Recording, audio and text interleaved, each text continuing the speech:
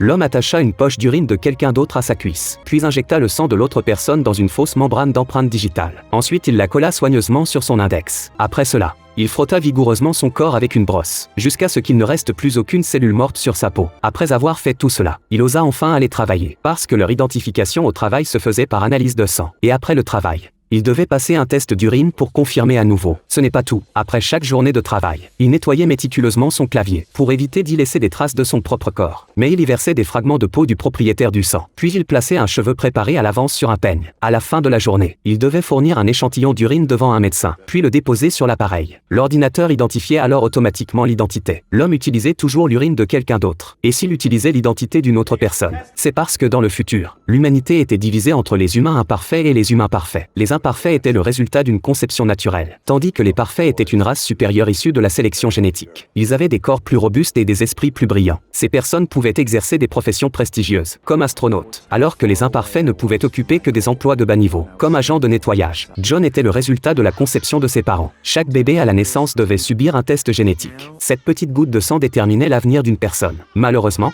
il était un humain imparfait, avec 99% de risque de développer une maladie cardiaque. Au fil des années, pour réaliser son rêve de devenir astronaute, il rejoignit rapidement l'agence spatiale en tant qu'agent d'entretien. En regardant les fusées s'élever à l'extérieur, il se jura intérieurement qu'un jour il monterait aussi là-haut. Mais la réalité lui infligea un coup sévère. Peu importe ses efforts pour étudier la théorie, ou pour entraîner son corps intensément, les sondes de dépistage génétique le rejetaient systématiquement. Bien que les humains parfaits aient des talents innés, ils pouvaient aussi connaître des accidents. Ne voulant pas que leurs gènes supérieurs disparaissent, ils choisissaient parfois des imparfaits pour hériter de leur identité. Et c'est ainsi que John avait trouvé Jack. Il était autrefois un champion de natation, mais un accident de voiture l'avait rendu paraplégique. Les deux hommes avaient conclu un accord. L'un fournissait des échantillons génétiques, l'autre héritait de son identité, continuant à être actif dans la société. Pour que les deux hommes se ressemblent davantage, il fallait d'abord résoudre le problème de la myopie sévère de John. Le médecin lui donna des lentilles de contact de la même couleur que les pupilles de Jack. Même les dents devaient être remodelées. Tout cela pour atteindre la perfection. Après la transformation, ils ressemblaient vraiment à des jumeaux. Puis ils apprirent les préférences et habitudes de l'autre, devenant véritablement la même personne,